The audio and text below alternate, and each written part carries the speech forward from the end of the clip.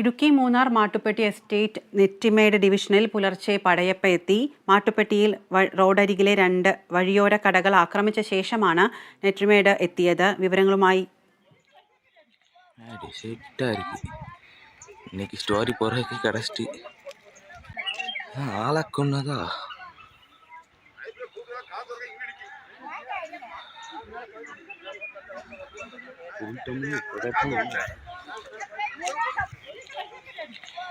செட்டா இருக்கு.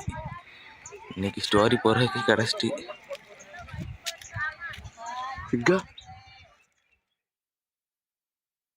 വിശദാംശങ്ങളുമായി ബിനീഷ് ആന്റണി ഉണ്ട്. ബിനീഷ്, പുലർച്ചെയാണ് പടയപ്പ എത്തിയത്. ഇപ്പോഴും ആന അവിടെ തന്നെ നിലയുറപ്പിച്ചിരിക്കുകയാണോ? മറ്റെന്തെങ്കിലും തരത്തിലുള്ള അനിഷ്ട സംഭവങ്ങൾ ഇപ്പോൾ പടയപ്പ ഉണ്ടാക്കിയിട്ടുണ്ടോ? എന്തൊക്കെയാണ് വിശദാംശങ്ങൾ?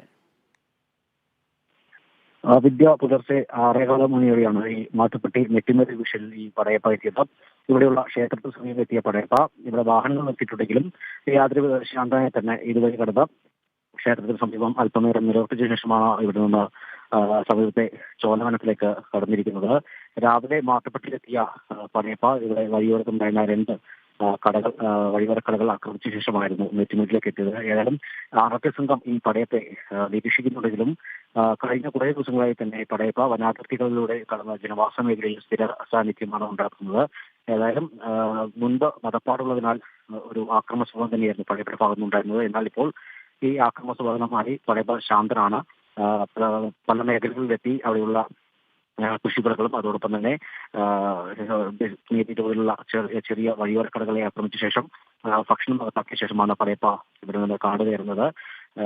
ഈ പടയപ്പ ഈ വനത്തിൽ നിലയുറപ്പിക്കാറുള്ളത് വനത്തിലെ വെള്ളക്ഷവും അതോടൊപ്പം തന്നെ ഭക്ഷണമില്ലായ്മയും തന്നെയാണ് പടയപ്പ ജനവാസ മേഖലയിൽ സ്ഥിരമായി ഇറങ്ങുന്നത്. ഏതായാലും പടയപ്പ വളരെ ശാന്തനായി തന്നെയാണ് ഇപ്പോഴും നിലയുറപ്പിച്ചിരിക്കുന്നത്. ആറാട്ടെ സംഘം സ്ഥലത്തെത്തി പടയപ്പയെ തുറക്കുന്നുണ്ടെങ്കിലും പടയപ്പ ഈ ആറാട്ടെ സംഘത്തിന്റെ കണ്ടുപിടിച്ച പല ഭാഗങ്ങളിലേക്ക് ജനവാസ മേഖലയിലേക്ക് ഇറങ്ങുന്ന ഒരു സ്ഥിര സാന്നിധ്യം തന്നെയാണ് ഇപ്പോഴും ഉണ്ടാകുന്നത്. കഴിഞ്ഞ ദിവസങ്ങളെല്ലാം തന്നെ ദേശീയപാത അടക്കമുള്ള സ്ഥലങ്ങളിൽ ഈ പടയപ്പത്തിന്റെ സാന്നിധ്യം ഉണ്ടായിരുന്നു. KSRTC ബസ്സിന് മുന്നിൽ എത്തി പടയപ്പ KSRTC മുന്നിൽ KSRTC അകത്ത് തുമ്പയ്ക്കായിട്ട് ആഹാരം ചെയ്യുന്ന ഒരു സ്ഥിതിവിശേഷം തന്നെ ഉണ്ടായിരുന്നു. ഏതായാലും പടയപ്പ പല മേഖലകളിലും ഇപ്പോൾ ഇറങ്ങുന്ന ഒരു ജനവാസ മേഖലയിൽ ഇറങ്ങുന്ന ഒരു സാന്നിധ്യം തന്നെയാണ് ഇപ്പോൾ കാണാനിടയാകുന്നത്.